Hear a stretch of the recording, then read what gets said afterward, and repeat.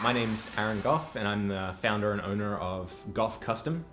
Owner might be a bit of a lofty title, given that I'm the only person at my company. You can buy less expensive knives for sure, but I don't think you can buy a better knife anywhere. I don't have any education beyond high school, and high school I got 0.75 above the passing grade. I don't have any formal background in metallurgy or machining or anything.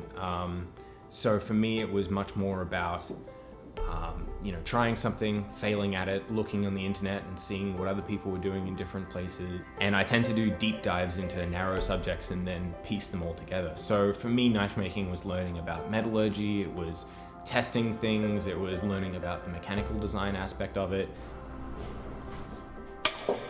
Oh, shit.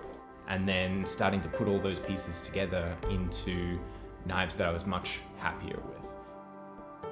I try to be super open and honest with my videos so that other people can learn from them. Hey guys, Aaron here from Goff Custom. Hey guys, Aaron here from Goff Custom. Hey guys, Aaron from Goff Custom here.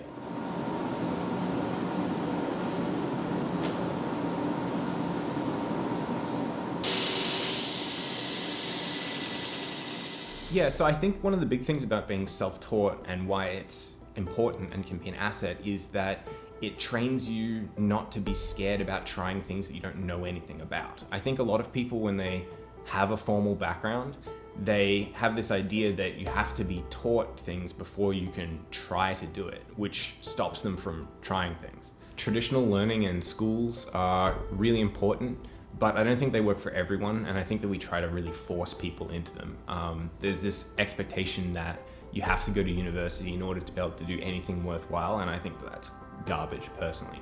Learning on your own is really important because it gives you the confidence to tackle anything, regardless of how daunting it might be, just by picking off a small piece of it and trying to see how far you can get. The thing that separates my knives from the competition, I think, is just sheer attention to detail. I really try to have like a scientific rigor with every advancement that I make. So testing the kind of coating that I want to use, testing the kind of steel and the type of heat treatments that I want to use, and also the focus on utility. Like, they're meant to be a knife that is used. So ultimately, when the customer has a knife in their hands, they know that they can rely on it 100%. I think a lot of people hold off on selling their work until they feel like it's perfect, but ultimately that day's never gonna come. One of the struggles as a craftsperson is that you always see the flaws in your own work. So even now, I'll never make a perfect knife. They are very high quality, I'm very happy with them, but with my practiced eye, I can still see things that I would like to improve. The advice that I have for other people trying to get into this is jump in and learn everything you can, but don't be blind to the fact that being an artist also involves selling yourself and your work. The problem with it is that a lot of people focus on making the thing that they want to make, and they don't focus on finding the people that they're going to sell that thing to. That's one of the big things that I've done, is to really open up my process to everyone and to basically be like a storyteller, telling people how my knives are made rather than just showing them once they're made. A lot of the people that buy knives from me have seen all my videos.